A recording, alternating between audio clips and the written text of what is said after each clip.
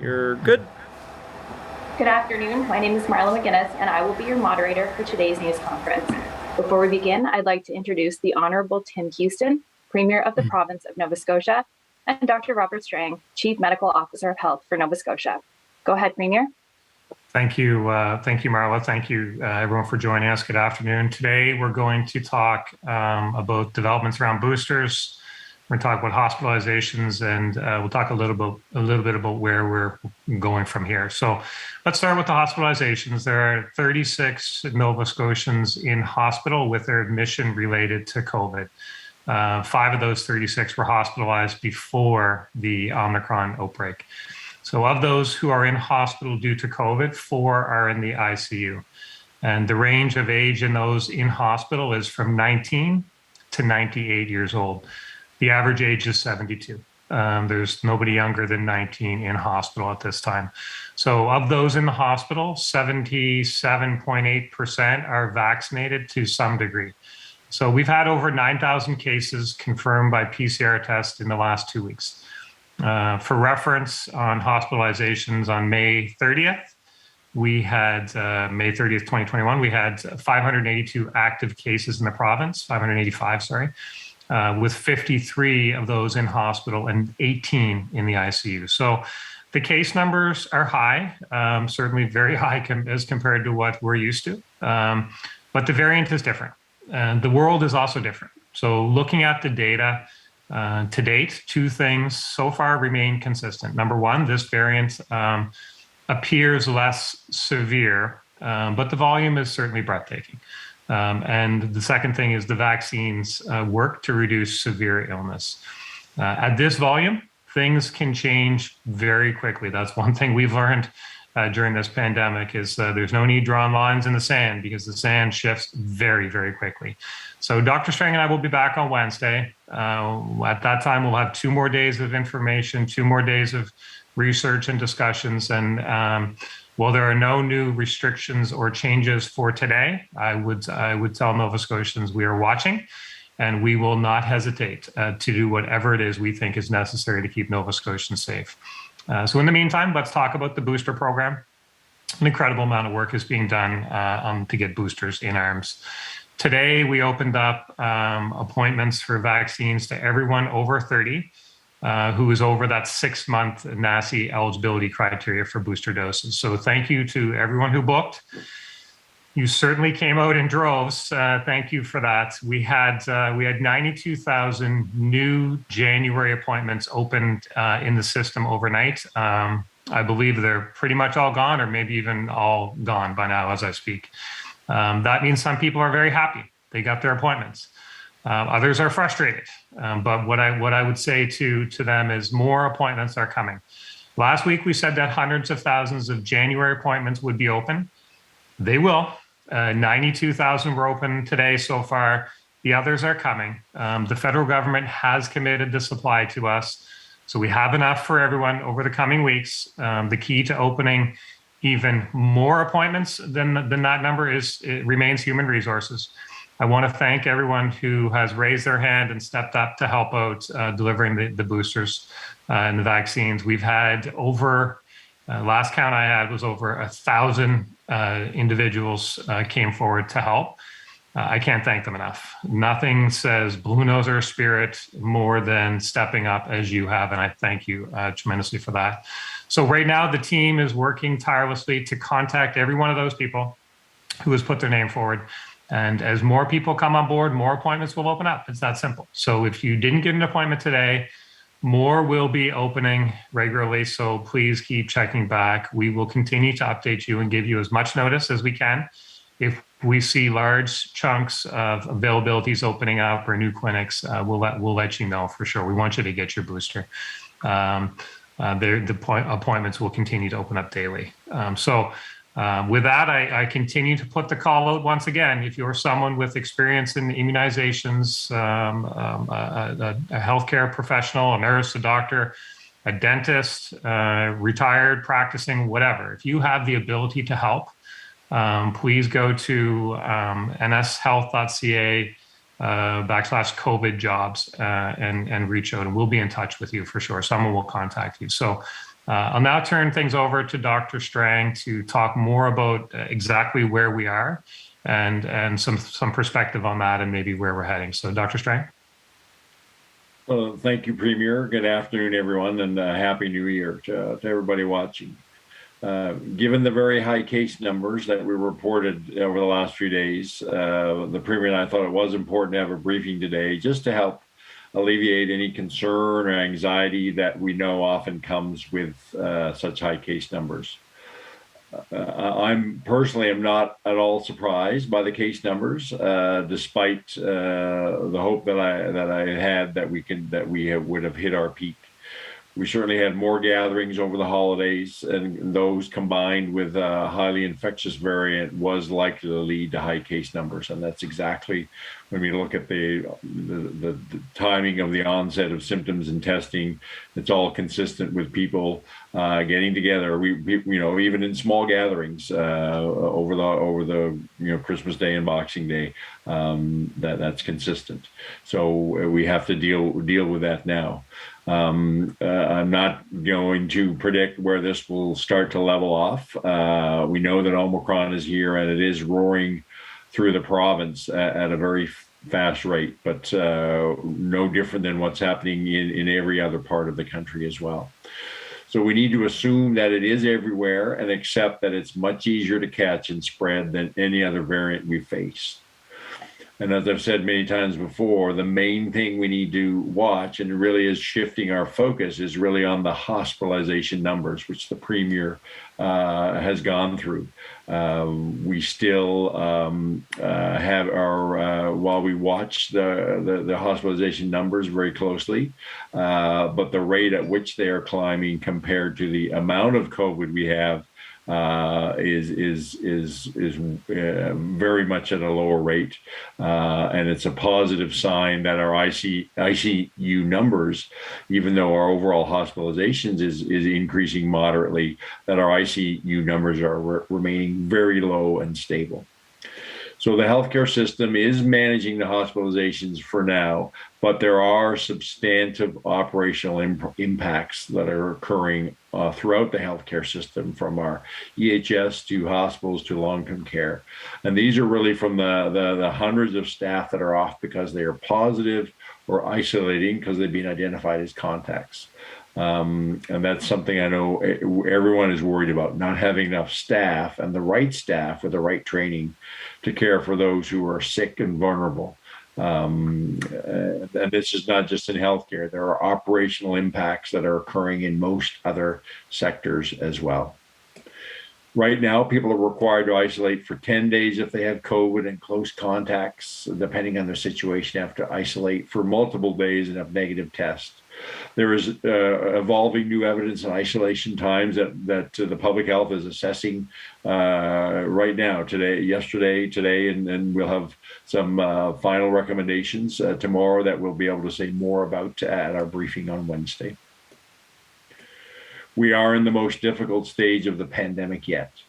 We are 2 years in. As everybody knows, we've had some form of restrictions and public health measures in place since March of 2020 here in Nova Scotia. Life was close to normal, in the fall, and then along came Omicron. There may be questions and some skepticism about how we're responding to the Omicron wave. I understand that this is very challenging and difficult. And it's quite likely that almost all of us have either had COVID, know someone who's had it, or been impacted as a close contact. Many of you may be thinking, and I've heard this sentiment out there, that no one is very sick, no one is dying. Why can't we just let this go and move on in our lives? We could. That's certainly an option, but that's not one that I would recommend at all at this time, not yet. For most of us, the risk is low, but for some of us, the risk remains very high. And we need to think about people who can't get the vaccine, people who are already sick from other diseases or conditions or immune compromised, and older Nova Scotians. It's still very clear that the single biggest risk factor for severe disease is increasing age. We also need to think about the healthcare workers who will be caring for all these people. What if too many of them get sick? What happens then? So the things we have in place now will protect those who are most vulnerable in our healthcare system. But as you've heard me say before, it's about balance.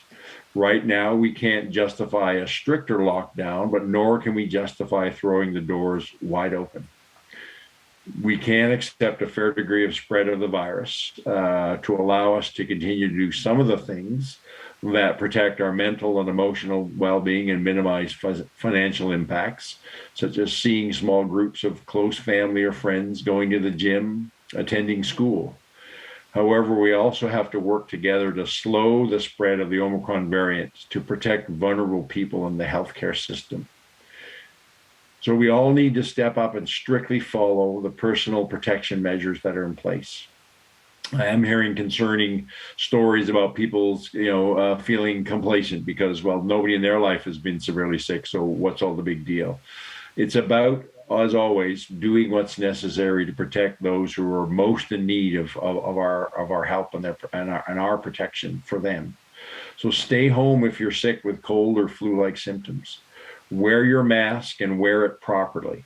Just a reminder, now we're recommending as a minimum that a 3-layered cloth mask, properly fitted and worn, is the type of mask you should be looking to use in the general public. Keeping physical distance where required and limiting your close social contacts also remain very important. And I would be remiss if I didn't mention the most important thing that we can do to protect ourselves and others, and that's vaccination.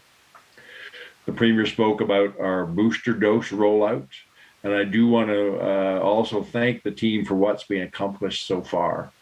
And I'm also proud that so many Nova Scotians have stepped forward to help with this vaccine program and build capacity, both those who can immunize and those who can help in other ways.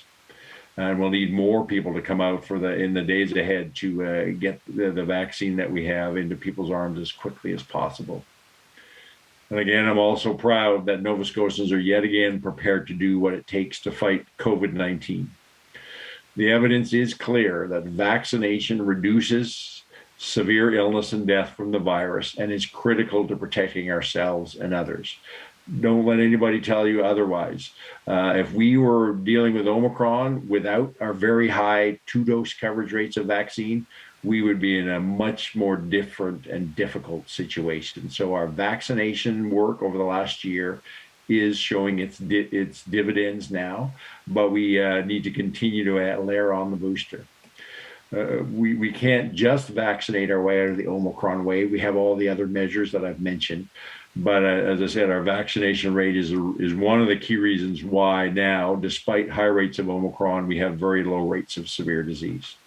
So the vaccine is working and it is protecting us. And getting a booster dose will maximize your protection. Your odds of getting infected, or if you do, of getting severely ill, decrease greatly when you have a booster dose. So those who are 30 and above, please, the many of you who have gotten an appointment, and the rest, there will be a lot more appointments for you, and please take advantage of that. Every person who gets a booster is another person who is optimally protected after 2 weeks from vaccination and much less likely to get sick and transmit the disease. So again, if you're 30 and older and it's been 168 days since your second dose of vaccine, go online and look for an appointment. If you can't find anything today, keep checking back because we're always adding appointments continuously as more immunizers and clinics get operationalized and come online. And there's enough vaccine for everybody who's eligible to have their vaccination this month of January. And please, if you haven't yet had any doses of vaccine or your child hasn't, it's never too late. And we'll soon be reaching the point where children 5 to 11 will start to become eligible for their second dose. And that's equally important as well. Excuse me. With the amount of Omicron circulating in Nova Scotia, the chances of getting sick if you're not vaccinated are very high. And there's no guarantee that you'll experience mild symptoms, and it's simply not worth the risk when everyone can access a safe, effective, and proven vaccine. And I've been asked a number of times whether people who have tested positive for COVID can get vaccinated. The answer is yes. Anyone who has had COVID can and should receive their vaccine, whether it's a first, second, or booster dose, as soon as they've recovered, no longer have symptoms, and have completed their isolation period. There does seem to be a lot of anxiety about testing and a belief that we don't have enough tests. We do have enough tests for everyone who needs one. We're just using them differently through this Omicron wave. People are showing up at testing sites to get rapid tests and getting upset when they can't get one. It seems people believe that they can access one rapid test kit per week. That's not true.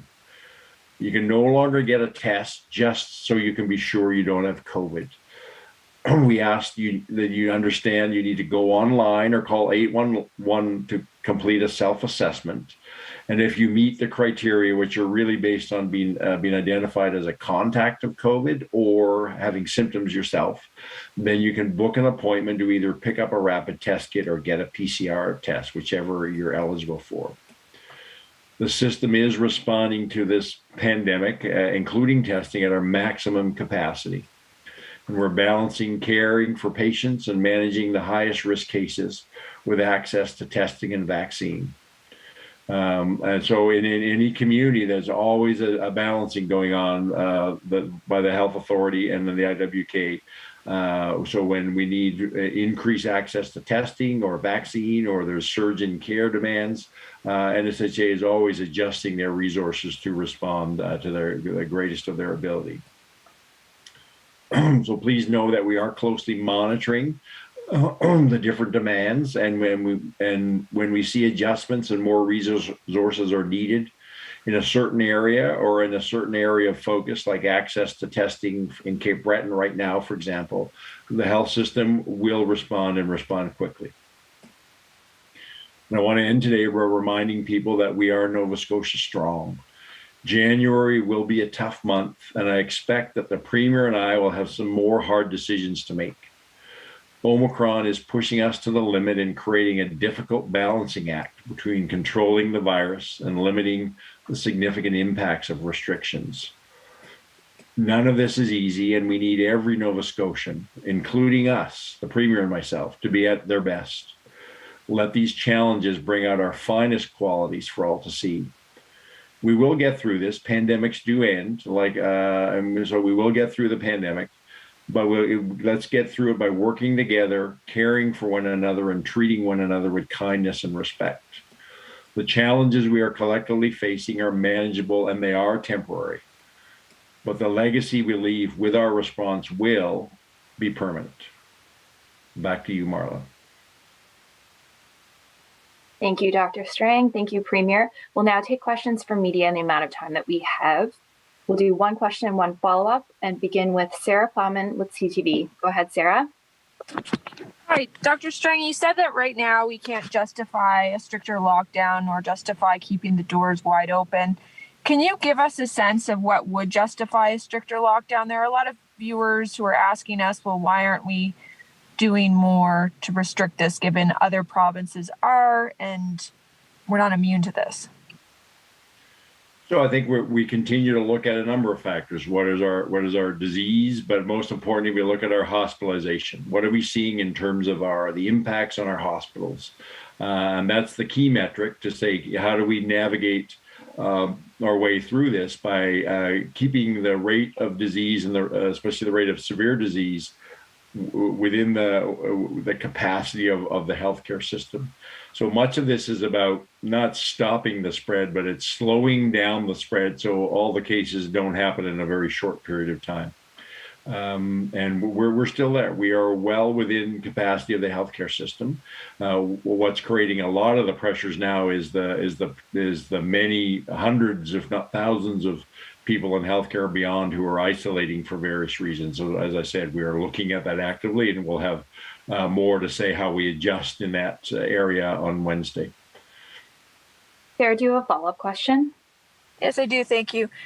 Regarding rapid tests, I know we're using them differently, but could you give us a sense of when we might receive more shipments of rapid tests, and how many we might get, and when that happens, how they might be used? Is there a possibility that we will see asymptomatic testing again on a wider scale in the future? We're just waiting for those tests to arrive? Yeah, we're still working with the federal government to understand exactly the timing and the amount of shipment that we'll get over the the next few weeks. Some of that depends a lot. What is the demand for testing for people who are symptomatic and our contacts? So what I would envision for at least the next number of weeks until our case numbers start to go down substantively, that we're going to continue to focus our testing as we are now, with really the emphasis on whether it's PCR or rapid testing on people who have symptoms, and then helping contacts as well. We're also looking at how do we, again, as we get more clarity on supply, how do we support our schools with access to testing directly through schools like we've done previously, but this time looking at the ability to do that for all grades, P to 12, as well as for teachers. So again, as we get more clarity from on delivery of supply, we'll be able to firm up those details. But I don't see the focus of our testing changing in the short term. Next, we'll go to Alexa McLean with Global. Go ahead, Alexa.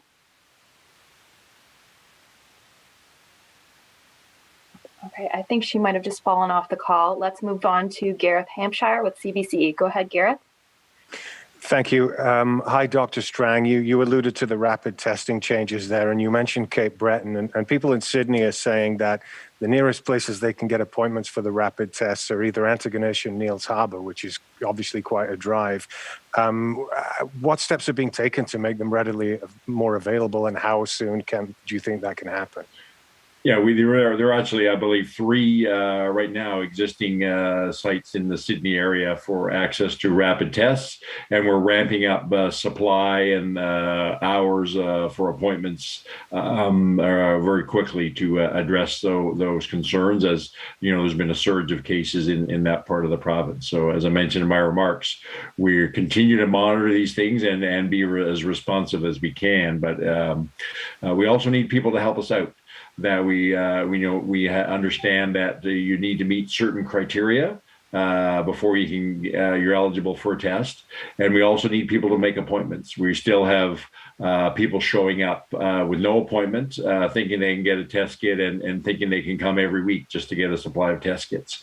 That's not feasible to do that right now. So the system will respond as best we can, but we need Nova Scotians to respond as well and be responsible with how they are the supports that they're seeking from the healthcare system, whether it's testing, vaccination, or seeking care. Gareth, you have a follow-up question? Yes, thank you. Maybe, Premier, you could address that as well. There seems to be quite a bit of anxiety about access to the rapid test kits. What's your advice to people who are trying to get hold of them in and outside of Halifax? Yeah, the same as Dr. Strang's. I mean, we recognize that we've had a testing philosophy here, which has served us very well. And it was based on surveillance. We wanted to do a lot of testing, asymptomatic, symptomatic, whatever. We wanted a lot of testing in the province so we could understand the existence of COVID in the province. So it was surveillance-based testing. It had twofold, though, because it was surveillance-based. It was good information for public health and for the government, but it gave people a sense of security. I'll say that. But we're at a different stage now in the pandemic. We have less of a need for the surveillance part, because the reality is there's a lot of COVID around. There's just a lot of COVID around. We don't need a lot of asymptomatic rapid testing to tell Nova Scotians there's a lot of COVID around. And so we also need people to modify their behaviors and expect that if they're in a large group of people, there probably is somebody in that room who has COVID. So, you know, there's a lot of things happening here. It's a lot for all of us. But, you know, there's definitely a need for testing. There's no question about that. And we want people to be able to get that test when they're eligible. So as Dr. Strang said, we're working to get more supply. We're working to stand up clinics. We're also working to balance that with the boosting exercise. So there's a lot of work being done. I know people are frustrated because it's a different stage in the pandemic. It requires a different response, and that's a shift. and shifts are different. They're challenges for people. So my message to people is we hear you. We understand the importance of boosting. We understand the importance of testing. And there's a lot of people working very hard to make sure people can access what they need when they need it. Okay, next we'll go to Sarah Smelly with the Canadian Press. Go ahead, Sarah. Hi there. Dr. Strang, I'm wondering, what are you taking away from the province's low hospitalization rates? Is it a reason to be optimistic? Well, I'm encouraged by the fact that we have our hospitalizations while they're increasing moderately, and a very low percentage of, probably well below 0.5% of people who are infected are actually ending up in hospital, and also encouraged that the vast majority of people are not requiring, even though they're in hospital, are not requiring ICU care. But we also have to continue to be careful. That could change very quickly if we just let things go. So, January is going to be tough. I think we've got good things in place to focus on keeping that level of hospitalization within the capacity of the healthcare system. But to do that requires all of us to really continue to do the really hard work for the next few weeks. So let's buckle down for January, keep us in the reasonably good spot that we're at in terms of our hospitals, and we'll get through this as things start. Anticipate the pressure likely starting to ease off in February and then into as spring comes. But we can't get ahead of ourselves, and right now we still have a lot of hard work ahead of in the days and weeks ahead. Along with as we've all talked, the Premier and I've talked about, starts with vaccination, but then following all the other things that we're asking people to do in terms of testing, following personal measures. That's what each of us need to focus on to keep those hospitalization numbers in the kind of the manageable state that they're at. Sarah, do you have a follow-up question? No, thank you. I'm okay. Thank you. Perfect. We'll move on to Jen Taplin with the Chronicle Herald. Go ahead, Jen. Parents are really concerned. Do you expect many parents will not send their kids to school next week? And how can you assure them it's safe? So, I understand. The school decision was probably one of the hardest decisions that I've made and brought forward recommendations throughout the whole pandemic. But but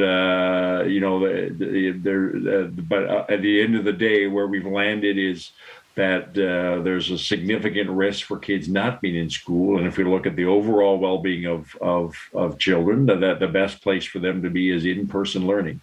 I recognize that each family has their own unique circumstances. So, but I do know that the education system has well-established processes in place that if there are individual students that for whatever reason can't be in school, that there are ways for them to get the support from the education system.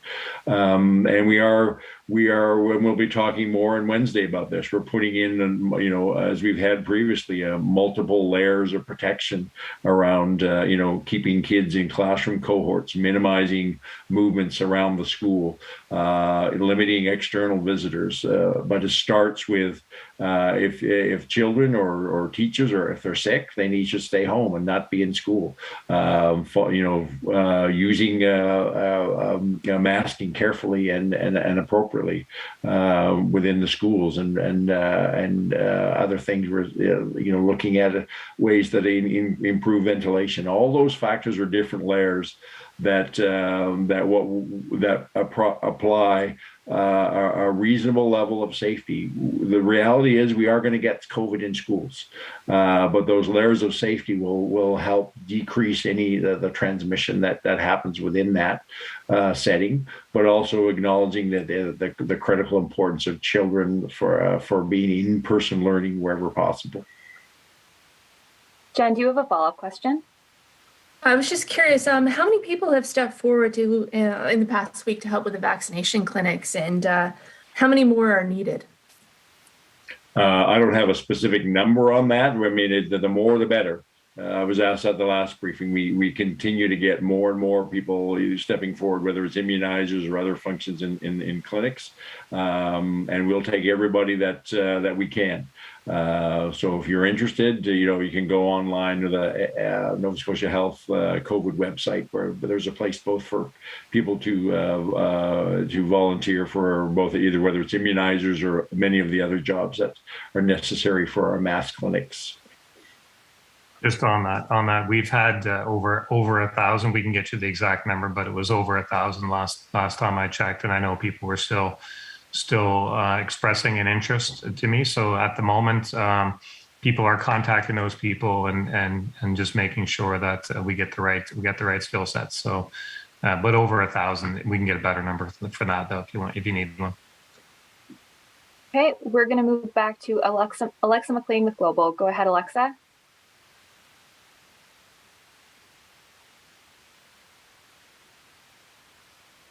Alexa, are you there? Okay, we'll go to Tim Bousquet with the Halifax Examiner. Go ahead, Tim. Hi, good afternoon. Dr. Strang, you keep saying that instead of daily case counts, we should be focusing on hospitalizations. But generally speaking, we're not getting that data.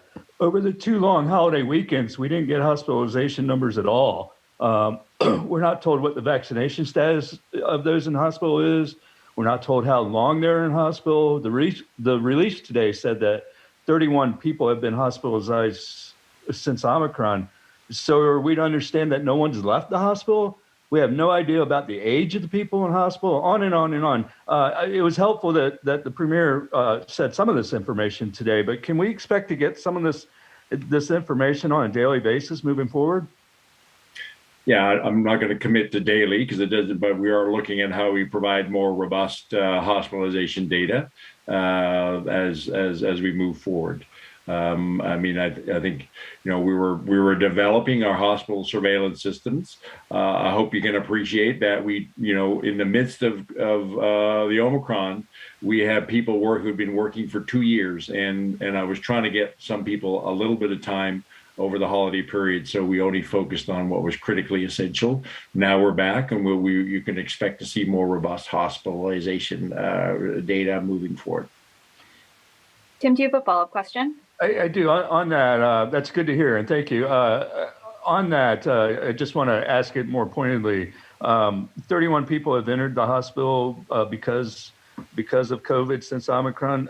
Again, have none of them left, or are there short stays and they're being replaced? What's the situation there?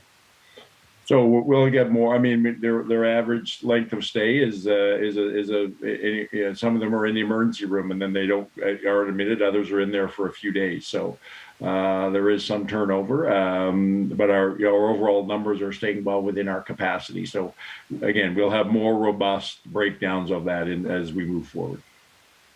Next, we'll move to Adrian Blanc with Radio Canada. Go ahead, Adrian. Good afternoon. Premier Houston, how confident are you that the schools will be able to reopen, considering that we can see that more and more people are close contact and have to isolate temporarily? And what kind of measures can we expect to be announced before the schools reopen in January? Yeah, I mean, as confident as you can be with anything in the middle of a pandemic where things change very, very quickly. But, Dr. Strang spoke to the fact that we believe the best place for our students is in schools. So we will take every step we can to make sure that that they're safe in the schools. That includes masking. We're looking. I was asked last time about the ventilation systems. We're looking at that. We want parents to know that their children will be safe in school, and that the teachers, and we want the teachers to know that they'll be safe in school. So we'll take the steps. But if things change and we have any concerns whatsoever, then we'll change. We'll move with it. So we've got school in-person learning is scheduled to start a week from today. And we got a press conference on Wednesday. We'll continue to look at the data. We'll continue to have discussions. But if we feel confident that school can be opened in person safely, then we will open it in person. If we have other data or other concerns, then we'll make an adjustment, and we'll speak more to that on Wednesday as it gets closer. Adrian, do you have a follow-up question? Yes, a question that I think could be for you both. We can see that Ontario has implemented, again, stronger restrictions. How is Nova Scotia different from Ontario in that regard? Well, I mean, I'll speak to it, and maybe Dr. Strang might want to, but every jurisdiction is a little different in terms of the actual demographics of the population, in terms of the vaccination rates of the population. I think, when you look at the variants and look at what was happening in Nova Scotia before the Omicron wave, other areas had more Delta, which was a different variant. So there's lots of factors, but you're right. There's also a lot of similarities. So we're having these discussions. We're looking at the data, and I think as a province, Nova Scotia has shown that it will move, and it will move very quickly in the interest of public safety, and that stands just as much today as it ever did before. But I don't know, Dr. Strang, if you want to add to that. Yeah, as the Premier said, throughout the whole pandemic, every province has been somewhat different with our own epidemiology and other circumstances. We have fairly strong measures that are in place at least until January 10th, and I fully expect that they will be extended. We'll need to extend those beyond January the 12th. But again, every measure has its own set of impacts, and this is all about balancing what is necessary to control COVID versus minimizing the impacts of the substantive impacts that can happen from restrictions. And I think we're in a good place right now. Again, it's not about stopping the spread of COVID so much as it's about slowing down its spread. So the impacts, which will occur and we'll get out of this, but we got to spread out those impacts over a period of time that are within the capacity of our healthcare system. And so far, I think we're doing a good job of that. But we continue to watch things very carefully and course correct if necessary. But at this point of time, I have not felt the need to bring forward recommendations to strengthen restrictions. But I think fair warning for Nova Scotians that extension of the existing restrictions is quite likely to be coming. Next, we'll go to Nicole Sullivan with the Cape Breton Post. Go ahead, Nicole. Thank you. Dr. Strang, this is for you. I'm just, you touched a little bit on Cape Breton. It's extremely difficult in Cape Breton to even get appointments to pick up rapid testing anywhere on the island. I've spoken to healthcare workers, both hospital, both long-term care facility, who've had symptoms since Thursday and Friday, still unable to get an appointment to be able to get their tests. So, I know you urge that it's important to not just show up, but these people, they can't get their tests, they're symptomatic. So I'm wondering, why is the system set up so that you can only book for 3 days in advance? And why can't somebody like a continuing care assistant or a hospital worker pick up tests from their employers? So we are focusing on our workplace testing strategy. We are continuing to provide rapid tests through what we call high-risk workplaces, such as healthcare settings and long-term care facilities and other kind of congregate living settings. So that is still available. There's been, in just the last few days, a increase in cases in the Cape Breton area. So, as I said, the health system is rapidly adjusting, redeploying supply and opening up appointments and other opportunities to address that increasing demand as quickly as possible. Nicole, do you have a follow-up question? Yeah, I do. Thank you. So I'm wondering, when it comes to the rapid tests versus the PCR tests, I know through our health system, we're recognizing the rapid tests as being accurate tests. Yes, you have COVID. If somebody has a rapid test, but they develop long COVID symptoms, how much is that test going to be accepted outside of public health and NSH for, say, long-term or short-term disability claims through insurance companies? So we're setting up a process. So certainly we're now with the level of spread of COVID that we're very comfortable. A rapid test means you have COVID. And we are setting up a process that or it's there for people can report that into the healthcare system, and we're aware of the need. Some people may need more formal documentation, so we're establishing a process that over time, if people need some kind of an official documentation showing that they had a rapid test, that we'll have a way to provide them with that documentation. Next, we'll go to Pat Healy with the Laker. Go ahead, Pat. This question for Premier Houston. How will the province ensure staffing levels at schools are maintained given the fast spread of Omicron, and if a large amount of teachers have to go off work into isolation? Yeah, we're thank you, Pat, for the question. We're very concerned about this in healthcare and in education, but across our economy. I mean, I've spoke to a number of business owners who are finding it difficult to keep their operations going because of the vast number of Nova Scotians that are isolating because they were close contact or are sick. So it's a big issue in education. It will be as well. So we'll watch closely. There's been some standard protocols for when the school needs to be closed. One of those will be operational issues. If we just don't have the people to operate it, then we won't be able to keep the school open. So we're concerned. There's no question about that. I don't want to minimize the concern, but we're watching very closely with what's happening across the community. Pat, do you have a follow-up question? Yes, I do. Dr. Strang, if you get COVID-19, how long do you have to wait before you can get your booster dose? So what we're saying is that we certainly, even if you have an infection, it's still important to follow up with whether it's you're completing your first dose, second dose, or your booster dose. You should wait until, first of all, you're no longer considered infectious, and also that you're feeling better. Once you meet those two criteria, you can go ahead and get finish your series, including a booster with COVID vaccine. Next, we'll go to Lindsay Armstrong with the Coast. Go ahead, Lindsay. Thank you very much. A question for the Premier and Dr. Strang, looking at ventilation in schools. Are you looking at actually establishing active ventilation systems in the schools that currently rely on passive ventilation before the kids return? And will teachers still be asked to open up windows as ventilation this January?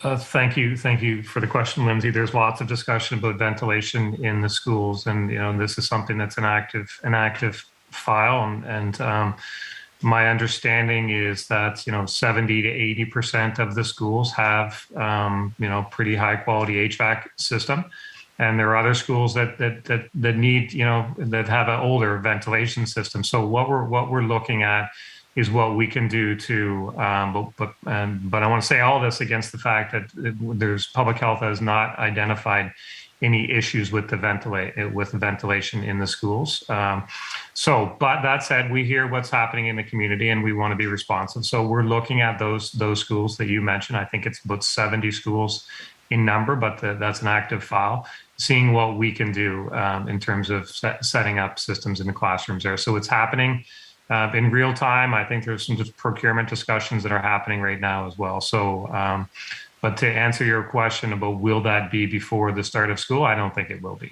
but it's something that we're very focused on. I don't know, Dr. Strang, if you want to add to that.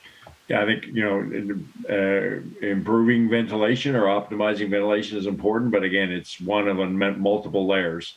So I always come back to, we have to have the multiple layered approach, and it's all those different layers, none of which by themselves are perfect, but it's the layers working together which provide good levels of protection. Lindsay, do you have a follow-up question? Yes, thank you very much for that. A question for Dr. Strang. I'm wondering if you have any update on your discussions regarding ending daily case counts. I'm wondering what the other provinces thought about that, and if you have a timeline for when you expect to end this practice. No, I brought that issue forward at my last, national call on Thursday. There was lots of support from my other chief medical officer of health colleagues around moving away from the daily case counts, and but also doing that in a consistent way in terms of timing and what that looks like. And there was a commitment by the Public Health Agency of Canada, who kind of chairs those national meetings, to have this as an ongoing agenda item as we move forward. You know, we usually have two. I'll have a call tomorrow and then another one Thursday. We have 2 calls a week, so look forward to that conversation unfolding with my colleagues across the country.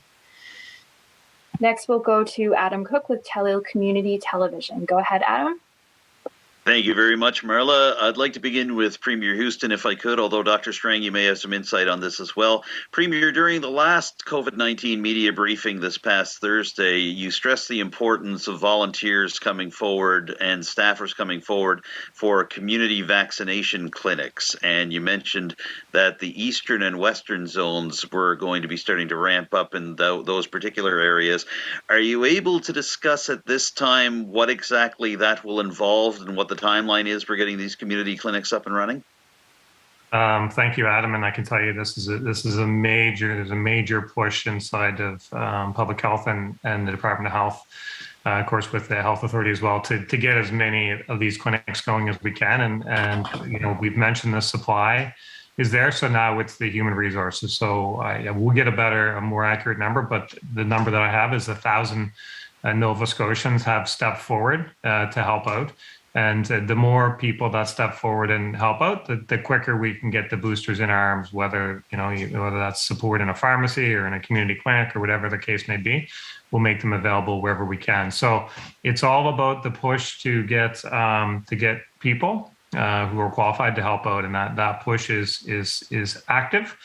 And I would say I'm very optimistic about the response of Nova Scotians and the willingness to step up and help out at this time. So we'll have more news as we can open more clinics. We want to open more appointments. We opened 92,000 overnight. I think they're pretty much all booked now. We'll continue to open appointments, but it's the people stepping up is what really gets us over the top on that. Just to add to that, we have been able to get an updated number. It's 1,646 Nova Scotians have come forward to help out and deliver vaccines. So that was 1,646. Adam, do you have a follow-up question? I do. Thank you, Marla. Dr. Strang, wanted to bring up the concept that was mentioned by one of my fellow reporters earlier concerning getting testing done in Cape Breton.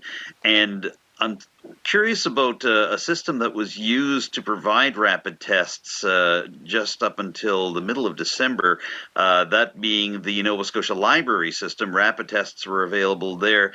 Can you give us some thoughts on why that system is no longer in place? Was it basically surging cases and an increased demand for rapid test kits, or was it just felt that other vehicles such as the Nova Scotia Health Authority and its various health centers would be better to distribute these than the library system?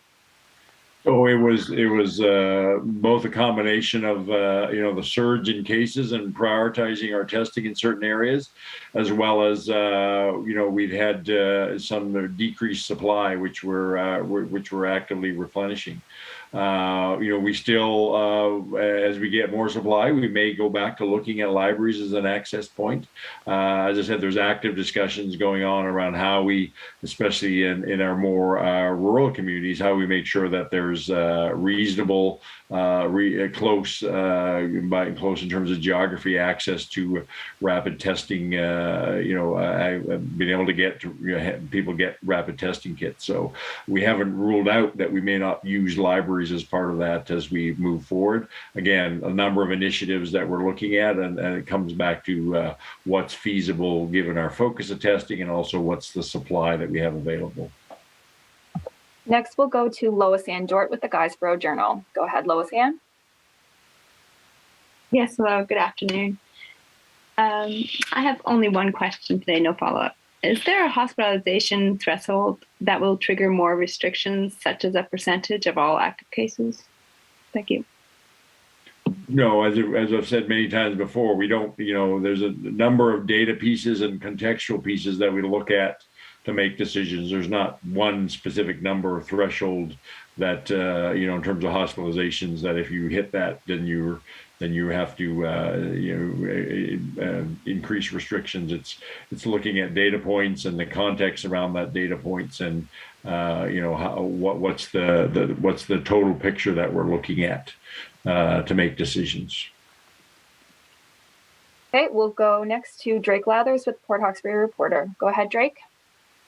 I know you mentioned you weren't surprised with the high case numbers over the holidays, but was the almost 1,900 cases announced on par, higher, or lower than what you and your team were expecting? Well, I mean, it was. I think I said I wasn't totally surprised. It was, that was a very high number, but again, not out of the realm of possibility, given what the types of the highly infectious nature of the Omicron variant, and the decisions we'd made to allow small group gatherings as over the Christmas holidays for obvious beneficial reasons for people and families, and so now moving forward, we continue to manage things, and again, it's not about the total volume of cases and the spread of COVID as much as slowing down that spread to the point where we can manage things within our hospital system and keeping a very close eye on the various data points around who's coming into hospital under what circumstances. Eric, do you have a follow-up question? Yes, I do. And just sort of touching on those data points that you'd be looking at to make those restrictions or make those decisions, are we ever going to get to a point where we'll have to implement increased restrictions on fully vaccinated and boosted individuals?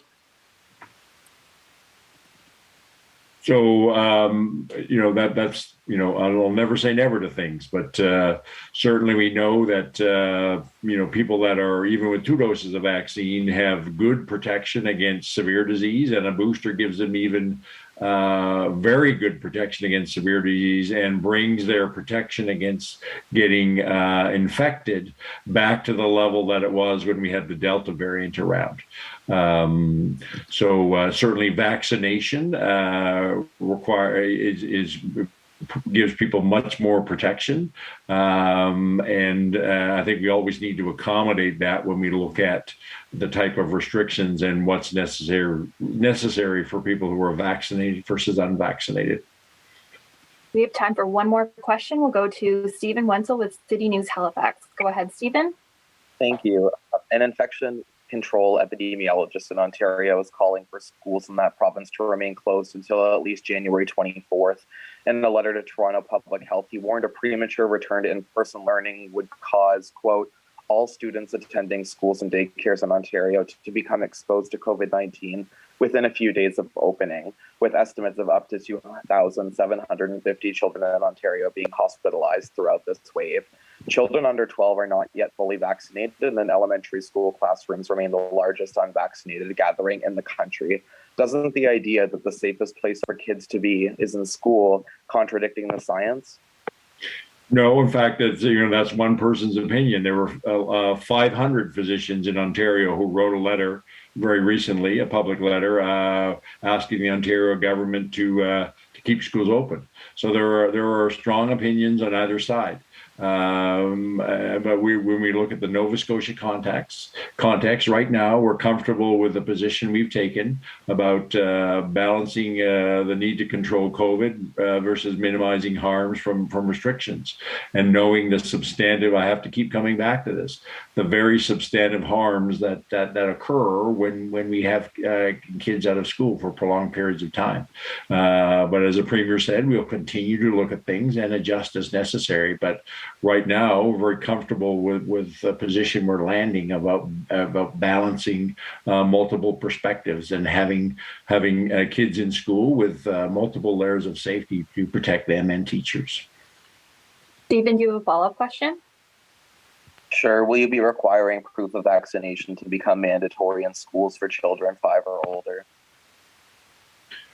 No, we have not at this point contemplating proof of vaccination for 5 to 11-year-olds, and we've always said that proof of vaccination would not apply regardless of age for essential or access to essential services like healthcare, and I would consider education up there as essential as healthcare for children. And that's all the time we have today. Go ahead, Premier. Thank you, Marla. Thanks, everyone, for the questions. These are certainly the questions on the minds of Nova Scotians. We're hearing them as well, for sure. But the reality is that COVID is all around us now, whether in Nova Scotia, PEI, Quebec, New Brunswick, Newfoundland, on and on, other countries. COVID is everywhere with this variant. Most Nova Scotians know somebody who's had COVID at this stage, and probably have seen or heard that the person recovered fairly quickly. That's happening a lot with this variant and seems to be the norm. But some people do end up in hospital, and that is where our focus is. Those making sure that the healthcare system, that the hospital system is there to support those that need it. That's our entire focus right now. So we're watching that very closely. So I thank all those Nova Scotians during the holiday season. I know it was tough to limit the groups and to miss some of the traditions of the holiday season, particularly around being around extended family. It's really tough, and I really thank you for stepping up and doing what public health asked of you. I can't thank you enough for that. You're taking responsibility for your own actions to protect your community and to protect those around you. So thank you for doing that. We'll continue to add booster appointments. We'll continue to look at the science. We'll continue to understand the impact of COVID on Nova Scotia in our demographic, in our population. We're watching very closely, and public health and myself and our team we will act very quickly as necessary. We have one goal, and that's the safety of Nova Scotians. So thank you for your time today, and we'll see you all on Wednesday. Thank you.